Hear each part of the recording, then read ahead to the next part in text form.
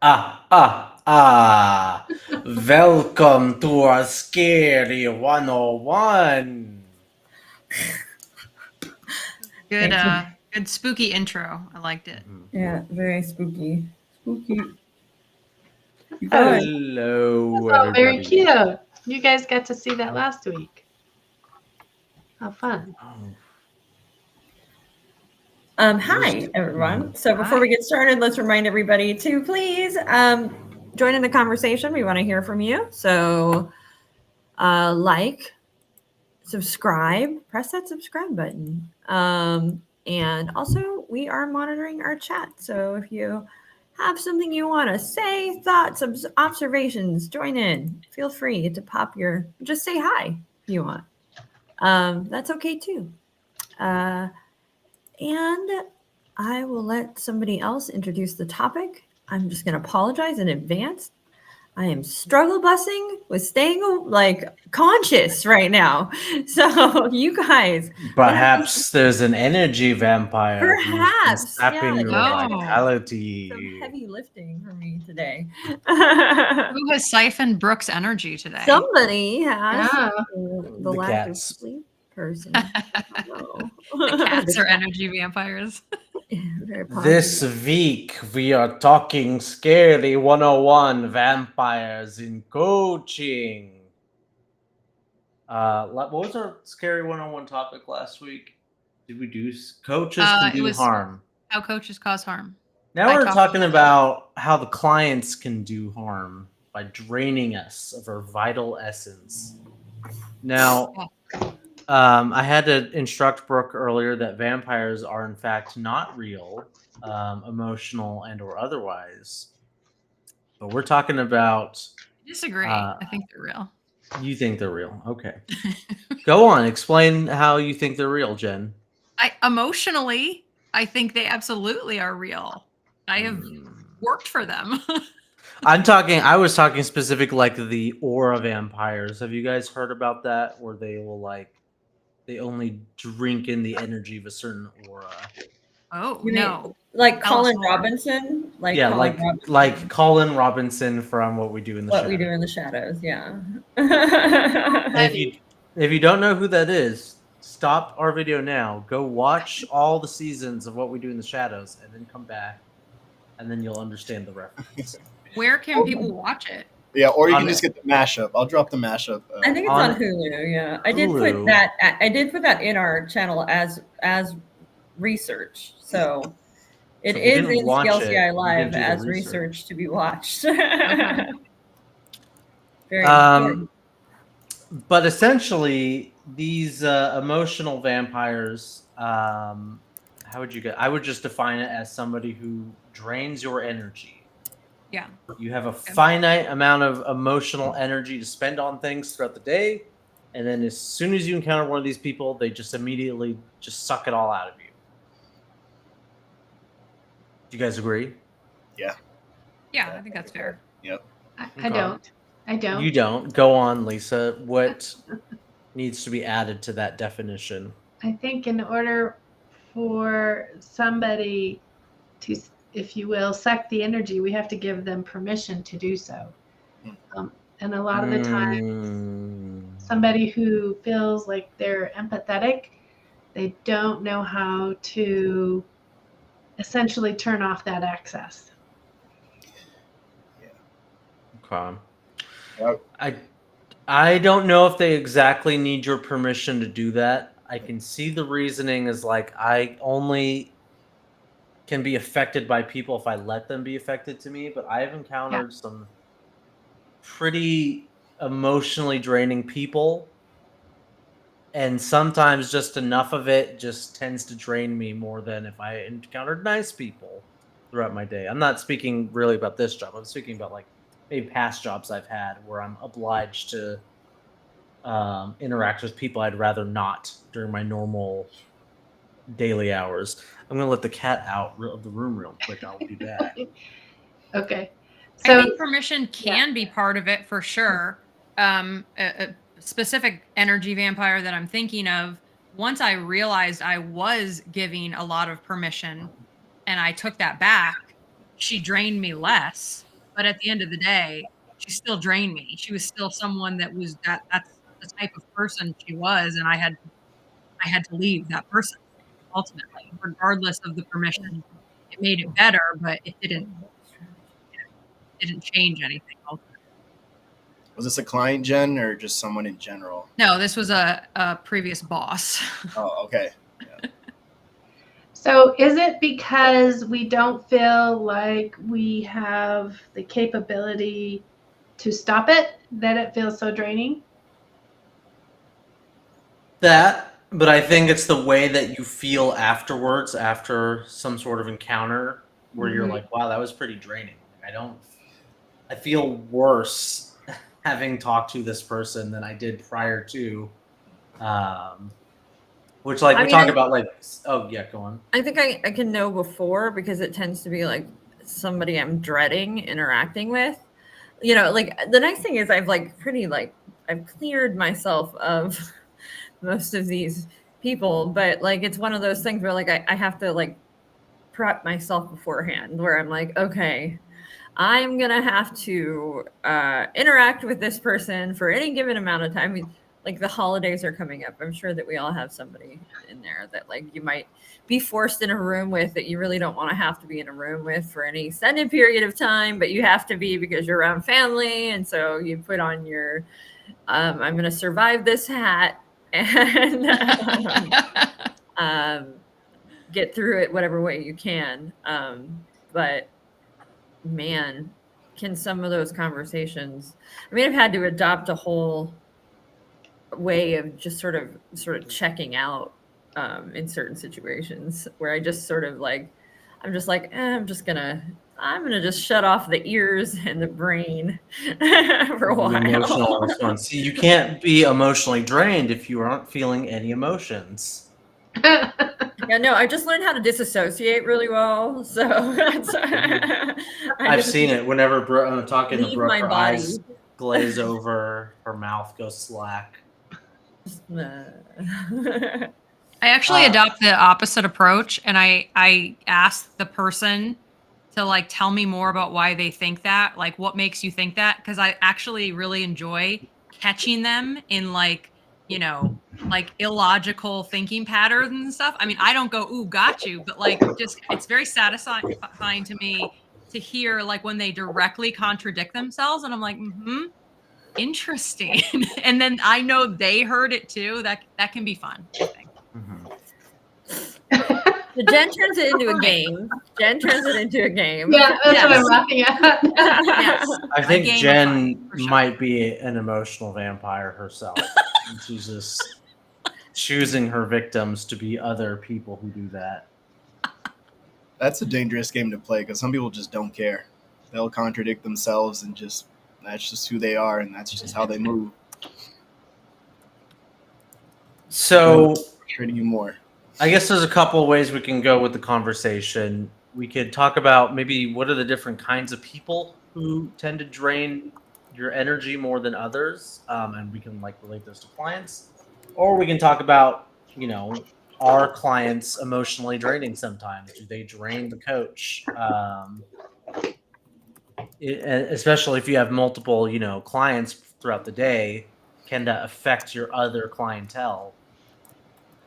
Or are there topics that are more draining Mm-hmm. versus people? Well, oh yeah, go on, Jen. I kind of have a bit of a hot take. It's fresh, like it's not fully formed, but I feel like I should say it now, and then maybe we'll see what happens at the And end. then of the we'll conversation. criticize you. It's like right out of the oven, you guys. Yeah. Like right out of the oven. Yeah. Like my first thought is if someone is draining you, that's not your client, or you're not the coach for them.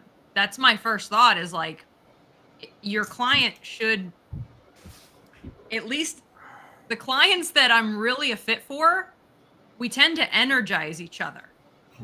I don't take or keep clients who drain me. So that's my first thought is like, if that's happening, is there, some evaluating that needs to be done on, is this a match? Is this a fit?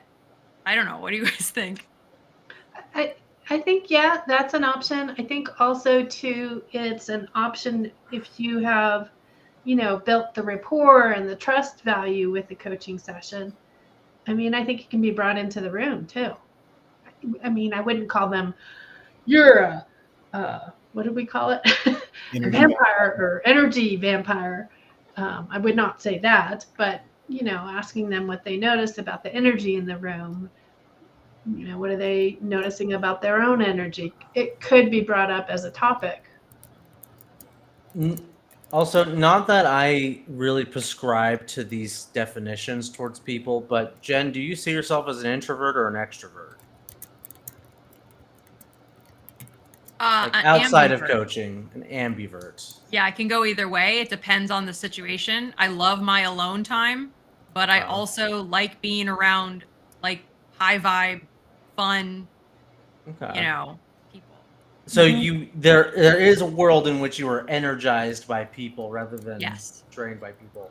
I think Yes. that your interpretation of how a client and coach should interact, it might be different if you consider yourself an introvert, because I am not energized normally by like having conversations with people and interacting people in like professional situations.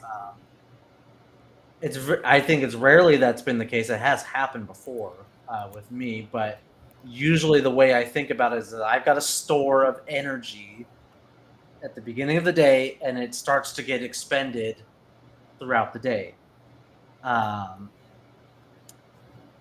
And when I interact with people, it tends to get drained more and more until at the end of the day, I've expended it all, and I don't really want to have any more interactions. I'm kind of done and want to be by myself now. And even if you're a really great client, I could be leaving the situation on a positive note and feel like, wow, that was really good. I feel like the client got a lot out of the coaching. I feel like, we accomplished what we did, but I'm still a little bit drained. I'm still a little bit, can only tolerate so much more interaction with other people. Not not to say that they're energy vampires.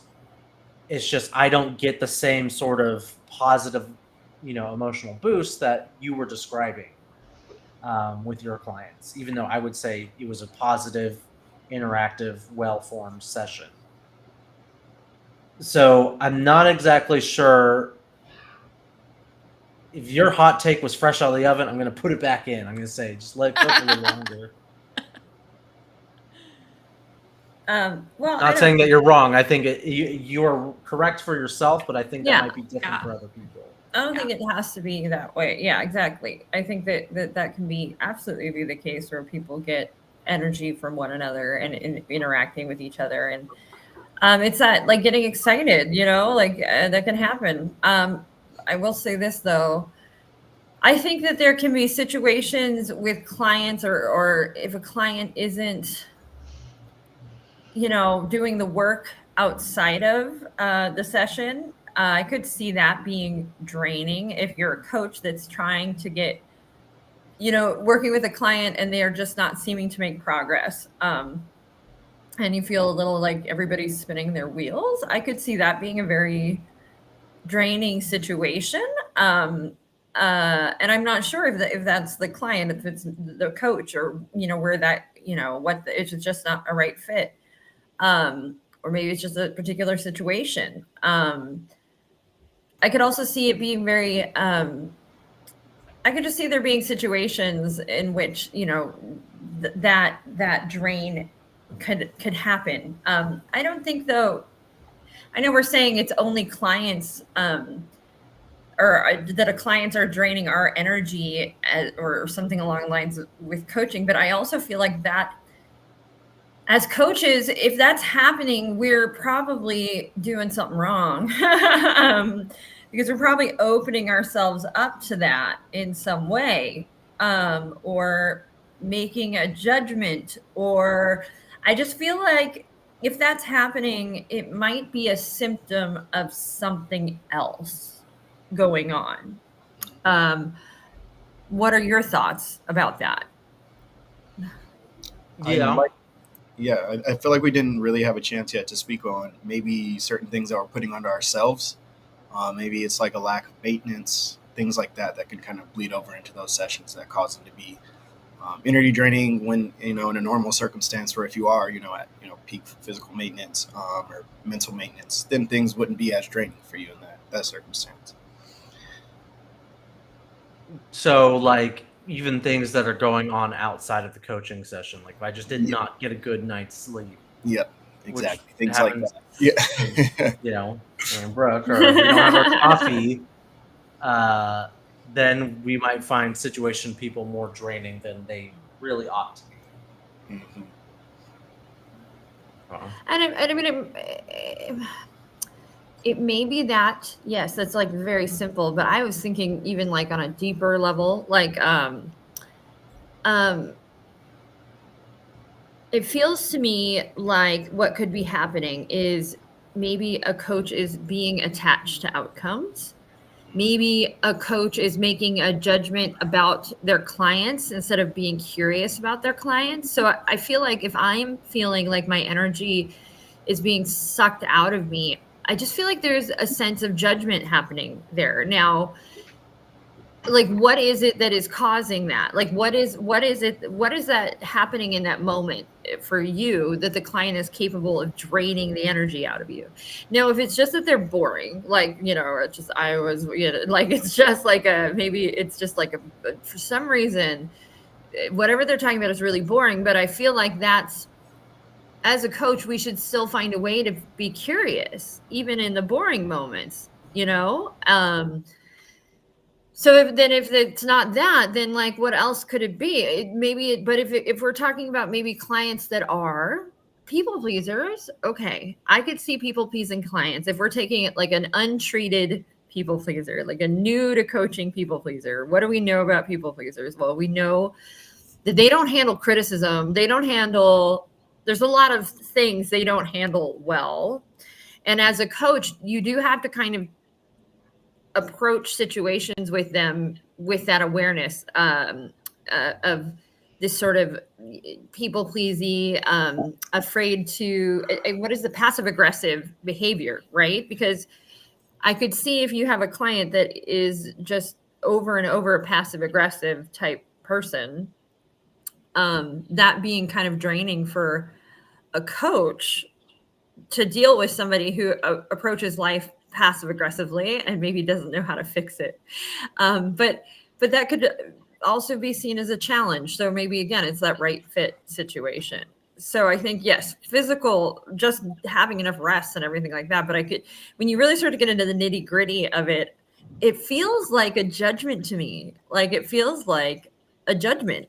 Like it feels like if my client's draining me, then what is going on? What is going on there? Am I bored? Do I think they're boring? Am I not giving them the space that they truly deserve to be held for them, in that I'm going to be curious and interested in what they're saying?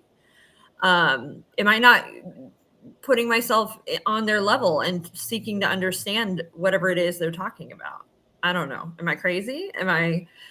Talk to me, people. I wouldn't think of it that way at all. So it's just interesting hearing you say that. Like for me, I just know certain things that drain me. So like I know when someone doesn't give a lot of, so they don't share their thoughts, they don't share their feelings, and then they don't give me anything in terms of body language.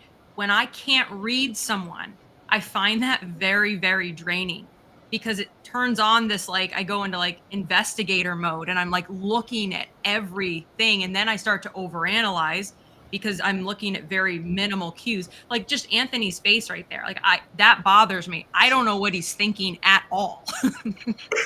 Like that, if I was coaching him, that would be draining to me, because I'm not getting anything to work with. I need the person to give. Like all like I heard was, look at this guy's face, how draining it is. So you need somebody who's animated. Like you need not somebody necessarily animated, but you can't stonewall me. You can't withhold. I'm thinking of a specific person in my life who does this, and it absolutely is one of the hardest relationships I have in my life, because I'm like, I don't know if I'm making you It's me. feel good. I don't know if you are understanding what I'm saying. I cannot. There's no tennis. I'm volleying the ball over, and you're just like letting the ball go, and then you're staring at me like, why did you do that? That person drains me. Okay. So if So that's imagine the the person who's coming to the client. session, I'm not the coach for them. They're just like, and imagine this hypothetical person, like they're not doing anything bad, but they're just like, okay, Yeah. yeah, very Yeah. flat affect. No, they're dead in the face. Yeah. I can't coach that person. I've had that client to some degree. Like it's one of the reasons I was like, I don't know if I want to coach guys. Like, I don't know. It was like one of the last men I coached where, and I don't know if it was like, but I don't think this is true. And it was just the kind of a drier, more cerebral, very level human being, right? Like just somebody that is very, and who I appreciate a lot, and I really like and enjoy. And I was coaching him outside of like, it was like he was just essentially, it was like doing what I shouldn't do. I was coaching a friend, but we weren't passing. Nobody was paying anybody for it, but we were just sitting down, and he was helping me just practice. And I just found like moments where I was just sitting there, like I have. Like like I don't even know, because he's giving me very succinct answers, and it did feel a little in moments like pulling teeth, like trying to bring him to, and we'd go back to, kept like circling back to, but he was working really hard. He just wasn't expressing it. Like we talked about it afterwards, and he really was trying. It's just that it was harder because I'm used to having more, I guess, to work with. And so it's like I had to really focus in on subtle cues but I've also had similar situations where I have had clients who just don't, they're stuck, and even stuck in that session, right? Like they're for some reason resisting progressing, and going back to the same space. And I'm trying to ask them into growths, into opening up spaces. And for whatever reason, they're resisting it. And it's also a draining situation to be in, now that I think about it. But I understand what you mean by that, Jen. I do. Yeah. I understand. So what you just described is like, they're not, to me, it sounds like they're not willing to like fully self-reflect, or they're not willing to entertain solutions. And it's like, what are we doing here? Yeah. Are they here just to be seen and heard today? Is that it? Are we doing just the bare minimum? Or do they want to, if the client doesn't show a desire to create awareness in the session, that would absolutely feel draining to me. I mean, don't get me wrong. There are some sessions, yes, clearly it's just about the client being seen and heard. But I mean, most of the time, there's other stuff involved. That's pretty rare, I would say. I think what I am hearing is that if you have to make a decision how to interact with someone else completely 100%, because they're not, that gets confusing, because you also are very honorable to someone and who they are. And when they're not providing access to what's working and what's not working for them, I can certainly see all of those things that both you and Brooke spoke about. I think Anthony was talking about, it felt more to me in my thinking, I got that feeling and thinking that he wasn't really interested in what, not, it wasn't his client, was what somebody else was really talking about. Is that right, Anthony? Or In terms of like myself, yeah, I wouldn't say it's not really a non-interest in what is going on. It's just the interaction, at least for myself, it like always drains a little bit of energy. just because I'm having to listen, I'm having to pay attention, I'm having to be mindful of the situation at hand. It requires a certain amount of attention that I am giving to a situation, Yeah. while also, trying to understand their emotions. And then putting in a coaching context, it takes energy, takes Yeah. emotional energy. And going back to, sorry, I blew a phone call. Hanging that up. Going into Brooke and Jen's example, where you got that neutral person who's not giving really anything back. There's an outpouring of that energy, and it's like hitting a wall, and it's just not creating any sort of response. I can see in just any normal circumstance, not just coaching, I can see how that is draining and like a little bit defeating. But we're also going back to like, well, what are your are you holding on to expectations as a coach that maybe you shouldn't be? Are you expecting things of your client or wanting your client to be a certain way, which that's a coach thing. That's a you thing as a coach that maybe you need to let go. But hold on. Yes, I do have the expectation that my client is going to volley the ball back when I hit it to them. And if they can't or they won't, at least in a way that it looks obvious to me, then I am not the best coach for them because I'm struggling to coach them. Where if you're volleying it back, I can coach you really easily. And that's where I do my best work as a coach. I guess my question then would be, how do you imagine, what kind of coach do you imagine would be the better kind of coach for them? And then can you be that coach? Could you make that leap to be that kind of person for them?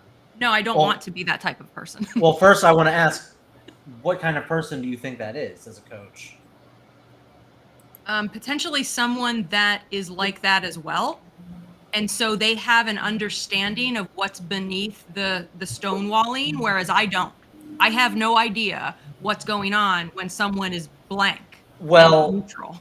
I think you're bringing an assumption that they're stonewalling, which stonewalling, like in therapeutic talk, is like it's a deliberate thing that I do. Like if on purpose, yeah. If Brooke is making me mad, I could choose to either attack, retreat, or stonewall, which is just like there are other options too, but we'll just stick with those. But it's like I'm making a choice not to interact, which I think we're assuming that the other person is making that as a deliberate choice, but that might not be the way that they just interact. It might not be stonewalling. It's just so they might just be a very non-expressive person, and they may use very succinct language. And yeah, again, I don't want to coach that person. Like,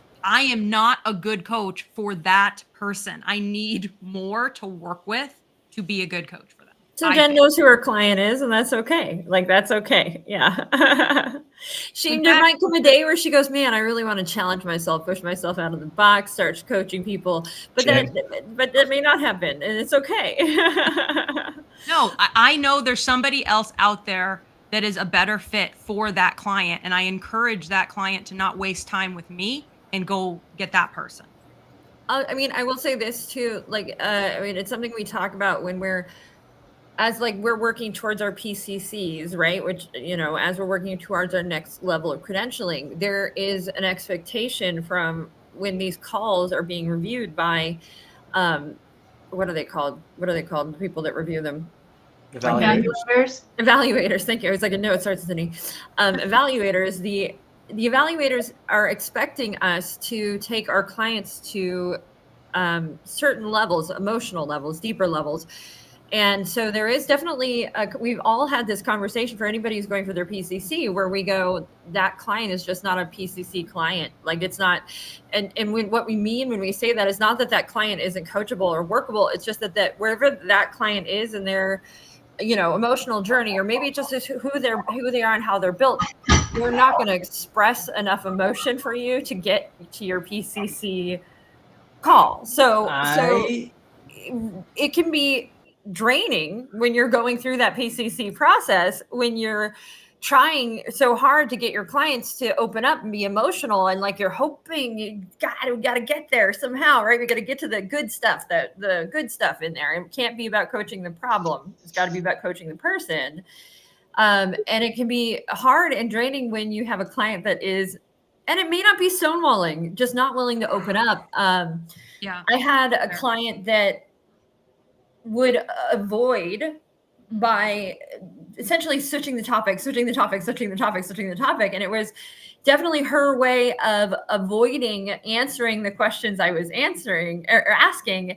And I mean, I had to figure that out. Like I had to figure out she's doing, this is on purpose. This is like, and I essentially had to reach a point where I had to call her on it, because that was frustrating for me, because it was like, it didn't feel like we were getting anywhere, because she just kept changing the topic. And then what I realized was it was a pattern. It was a pattern of avoidance for her, a way for her to avoid having to go deep and tap into emotion. And that was just to change the subject to something that wasn't emotional. So it made her definitely not a PCC, or a much harder to coach PCC client for sure, than it was somebody who's willing to just tap into emotion. Totally. There are some people that are just built to solve a problem versus look at their patterns and see how they want to adapt and flux into growth, or where they want to go with that, which is what you're talking about, that whole person versus just that problem. And, you know, when you're talking with I call them engineer types, that's how they're trained. That's how they're geared up to problem solve and not look at how they are affected or what they want for the outcome. They just want to do the right movement. And that does get frustrating when you're trying to, especially do a call that is going to be evaluated to incorporate all the things that we have to do. Yeah. Good points. It sounds like we're looking for those aha moments, but on an emotional level. Kind of, yeah. Well, for those calls, I mean, it doesn't have to be a big aha. It's not really an aha. It just has to be a willingness to go deeper, to think beyond your just, you know, I wake up, I get dressed, I put on my shoes, I go to work. I have like that. We have to get past that. Like, okay, why do you choose those shoes? Is there some meaning behind you choosing those shoes? This is a really obvious, silly example, but we have to find somebody who's willing to sort of look into motivation, I guess you could say. If they avoid the questions that would unlock something, like emotionally, and they just keep diverting around those questions, they're not going to be a PCC. It's not going to be a PCC session. The whole point of that session is to show that you can go beyond coaching the problem and you can coach the person. And so in order for that to happen, the client has to be willing to have the person coached. So again, I would call that they have to be able to volley the ball back. Maybe we give our clients too much credit then, and we should not consider them persons. Just problems. What? Okay. I'm just joking. So we talked about a specific type of person that I don't exactly know if they count as a vampire. And I'm being really precise, and maybe another better way to put it is a parasite. The vampire is a parasite. It takes from you, you get nothing back. This person, I don't think they're really taking a whole lot from you. You're giving a whole lot, but they're not, volleying the ball back to you. What about the kind of people who seem to take and not give back? And I'm gonna flat out read from some of our research from Very Well Mind about energy vampire characteristics. We've got the victim, the criticizer, the dramatizer, the manipulator, the negative thinker, and the blamer. And essentially what they're taking from you is your attention. And let me Yeah, pretty much your attention and your emotional sort of energy. So, it's funny, like in a coaching space, like I welcome those personality traits, like in some way, because like there's work there, like there's something I can work with. There's room for improvement, right? So, I don't in a coaching space. I think that having maybe some of those traits is great because heck, probably something we'll be able to work on, and you're probably going to see some growth and improvement and change, which is awesome. Like, right? It's not in a personal space, like hanging out with my friends. I would prefer they not have those traits, or at least not display those traits. It's funny because there's some people I'm getting to know, and like whenever I get to know people, like it's always interesting to see how they react. And there's a person I know, and I'm still trying to figure it out. Is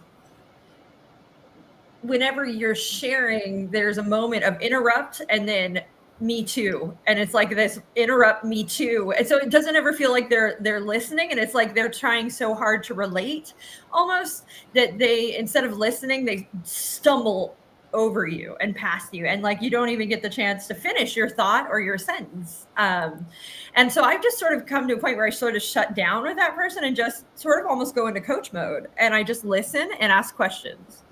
And I just have kind of stopped, don't share about me as much. And I think that is in some form kind of like it is a kind of draining, they're taking, not giving situation. But I don't think it's because they're doing it I think they're doing it because they're trying to relate, and they don't realize what they're doing, essentially. I don't think it's ill, or I think they're just trying to relate and new and trying to fit in. So also, yes. There's more generous than just being like they're making it about themselves. Well, and sorry, my cat just wanted. This cat's making it about himself. Change her. Let's see his teeth. You're not allowed to do that, Danger.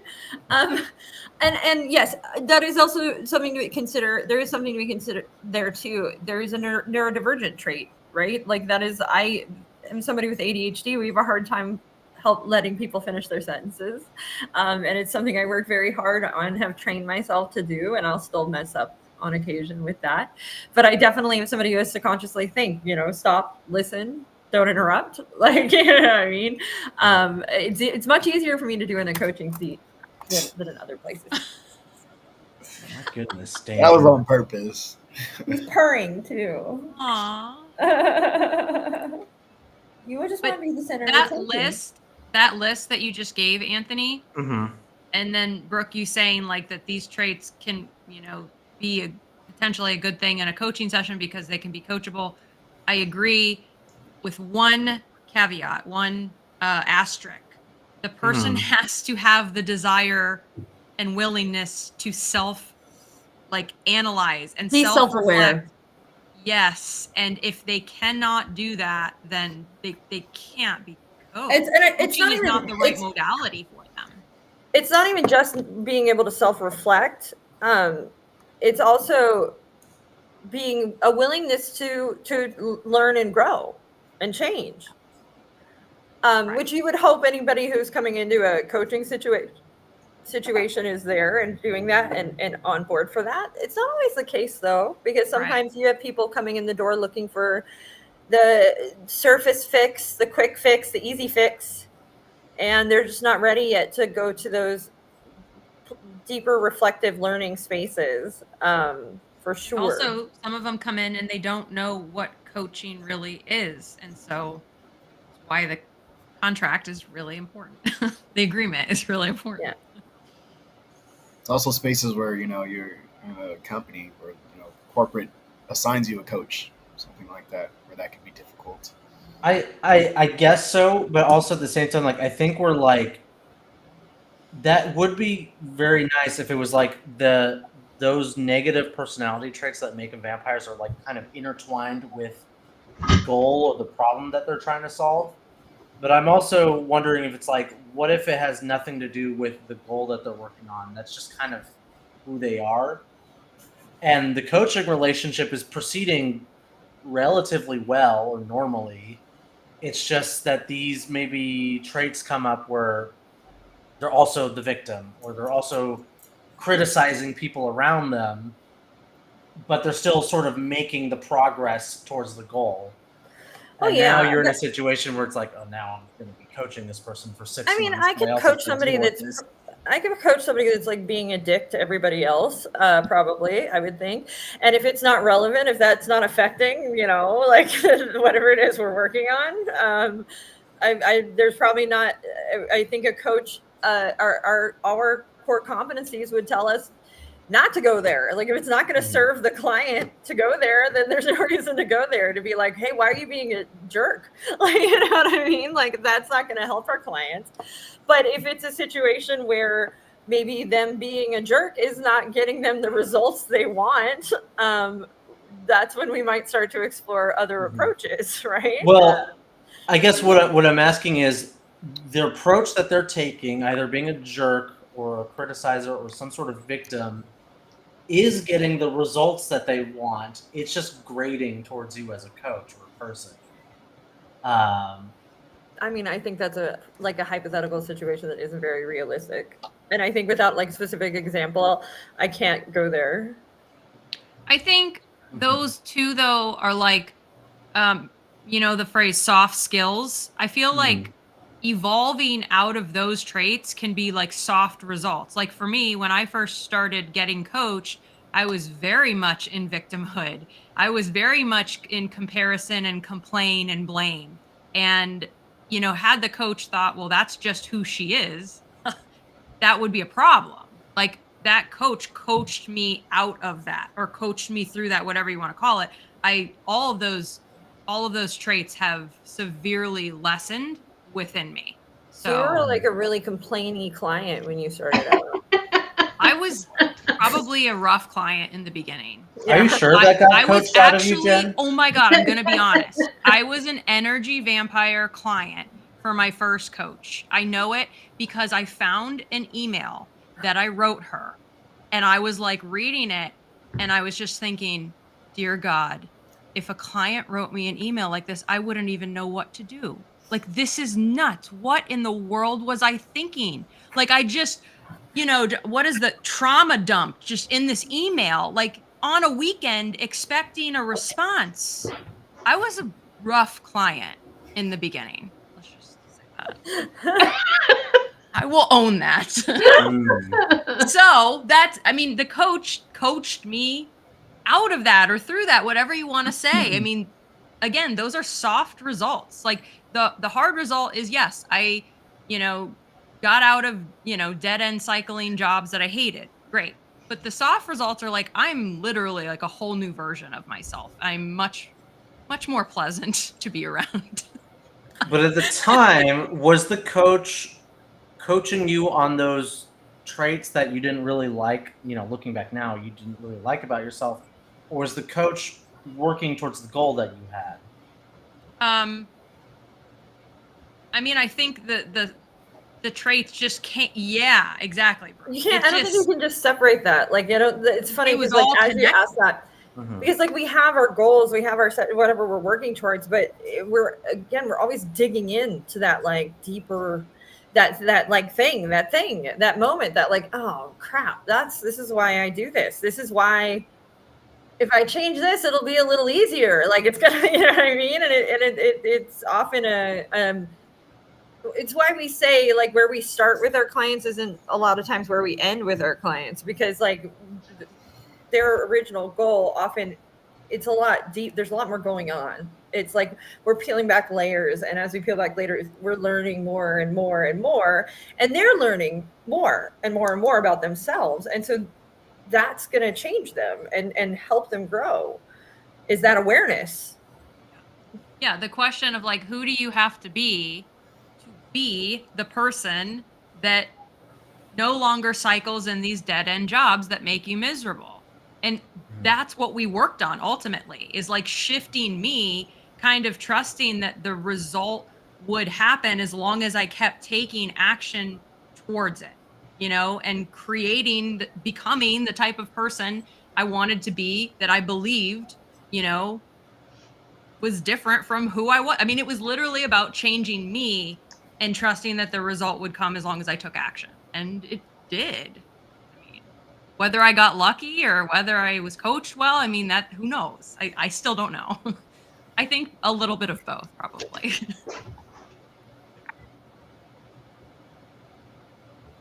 When you went into the coaching initially, was that the thought process that you had though? Which was, I gotta change me to be the person who's not stuck in these jobs. I mean, I knew that I was part of the problem. Mhm. I knew that I was on a hamster wheel and I was working as hard as I could, and yet my method wasn't working. So I was open to exploring changing me.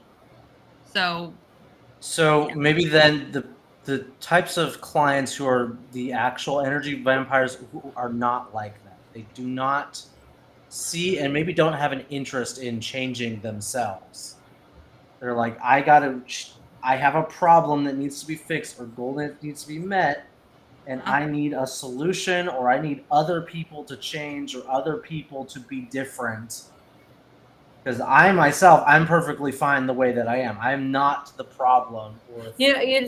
It's funny. It's reminding me of this couples therapy episode that I watched, which is funny to bring this up. It was in the back of my head as well. Yeah, there was a guy, and he would basically, like, anytime she would start to work with him or sort of anything, he was just like a master gaslighter. Like, even in those sessions, he was gaslighting with his emotions. Like, and it was weird. He would say, I'm upset, and then she would say, okay, well, tell me about being upset. And then he would say, well, no, I'm not upset. I wasn't upset. And he would just kept like doing, and like every time he would do that over and over and over, and to the point that she was like, I don't think I can work with you. And she was like, I don't think this is going to work. I don't think you need somebody else, somebody that can, like, but it took that for him to realize and stop his behavior, which is crazy. Well, also next his session, solution, he was like a different person. Like his solution as well to his wife was be like, you shouldn't be with somebody who's like me because I'm not going to change.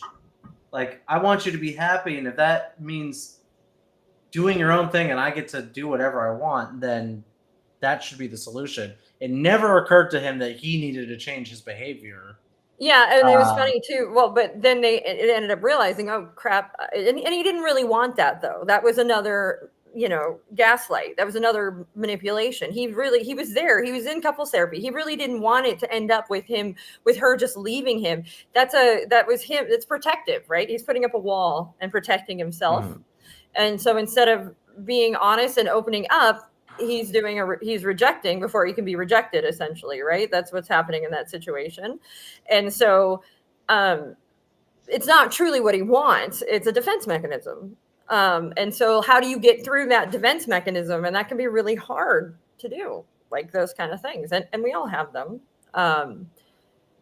And sometimes it takes something shocking, like everything fine. It's all we're done. I'm walking out. Like I can't work with you. And then suddenly that really helped him sit down and analyze his own behavior and realize, okay, maybe I am doing something here. So, I will say something on surface level, that happens with clients that is absolutely draining. And it's why I think charging for services is a very good idea, is when you have clients who just don't show up all the time, like who are chronic no-showers, who are people who make an appointment and then don't show up. Maybe they don't call. Maybe they tell you at the last minute. And that can be a very draining experience for a coach.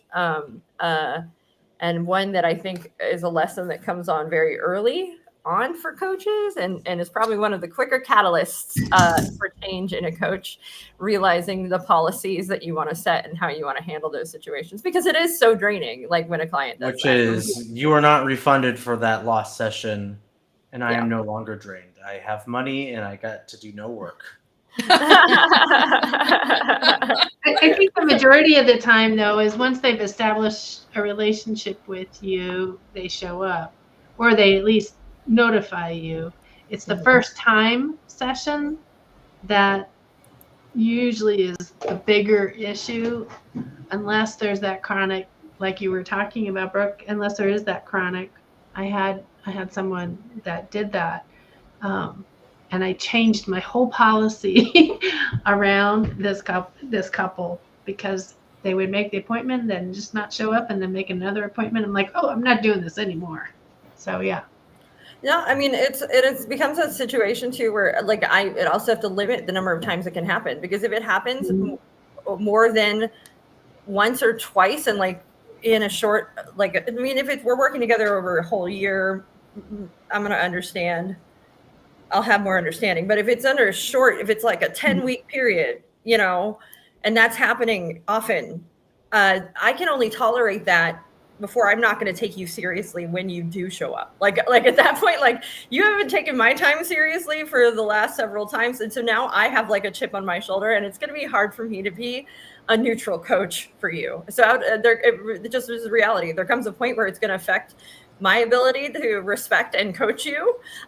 So if it happens X amount of times, we're just not working together anymore, because it's just not going to work for either of us. Because that just, it's for me, it starts to feel disrespectful. So, and I don't want to work with somebody that I feel is being disrespectful towards me. So I think it's a good time to maybe wrap it up with some final thoughts then. I'll start with my final thought. just one. Just one. Okay. You said So He didn't get this is hard. Final thought. To be a draining client, you have to take from the coach and not give back. But I think we haven't really defined on what a coach wants in return from the coaching session, which they do. Coaches want things from coaching sessions as well, not just PCC or ACC recordings. They want the client to come to the coaching session in good faith, that not only do they want to address the problem, they want to address themselves. Because if we were working on a problem, we would just have a consultant fix a problem or tell you what to do or give you advice. Coaching implies that it's the person who is being worked on and the person who is having a conversation to change something about themselves to get a goal. So the coach wants that in return. And if you know, and understanding that as a coach is really helpful in the beginning, rather than figuring out later on in your career, I'm not just helping people work on problems, I'm helping people work on themselves. And once you start to realize that as a coach, it's a lot easier to know when a person is being an energy vampire versus maybe they're just a challenging client for you professionally. And that's a room for you to grow. That's my thought. It's a long thought. It was. I'm a little drained. I have a final thought. So final thought for me is boundaries and setting expectations with the client. I'm thinking back to when I was the energy vampire client myself. And, the expectations that the coach had set was unlimited open communication in between sessions. So to me, sending this big, long, dramatic email over the weekend, I expected her to respond. I also would use WhatsApp and send her these long voice messages. Right now, built in my agreement is like very specifically the expectations for in between communication. And if there's ever a point in time when someone is, abusing it or violating, that boundary that is set right there in the contract, it's just a matter of, hey, just want to remind you, per the contract, I'm available XYZ and I'm not available XYZ. So again, setting clear expectations will help with the energy vampires. I also think my thought is it's also a place that potentially can be a growth opportunity. So not all energy vampires want to be an energy vampire. They want to figure out how to carry on an interaction that works in their favor. And so a potential place to work. I just got like so empathetic when I like pictured a client coming to me and going like, everybody I talk to like leaves exhausted. Yeah. Like I finish hanging out and they're just like, they just seem miserable and exhausted, and I don't want to do that to people anymore. Can you? I would like feel so bad for that person. Be like, okay, let's work on this. You know what? Nobody wants to be my friend. Right? Like, oh, okay, I'm sorry. That makes me sad. The hummingbirds outside my window are not energy vampires. They give me all kinds of joy and They are energy. flower Just by vampires. flying around and drinking nectar. So if any time I look distracted, that's probably why. I think that we have covered this all pretty well, and I think that you know, as always, before you go blaming your client for draining your energy, maybe take a Jerome's moment. final thoughts. We skipped Jerome. Oh, I'm not done with my final thought yet. You were like wrapping us up. Oh my God. Okay. Oh my gosh, Brooke, hurry up. Sorry. Sorry, I'm such an energy vampire tonight. But no, I mean, I just think that it always helps you to take a beat and take a moment before we start labeling and blaming our clients. Is just always take a beat and see, okay, wait, is this a place I can improve? Is there something I can do different? Is there something, maybe it's that point where you tap in, you call your Lisa and your Jen and you go, I have this client and it's just, this is happening. What am I doing wrong here? And maybe they have an insight, and then, you know, give it a few tries before you give up on them, is what I'm saying. Unless they're being just really, really rude and disrespectful, at which point, goodbye. I hope that if ever I drain anybody's energy, that they also give me another chance. So,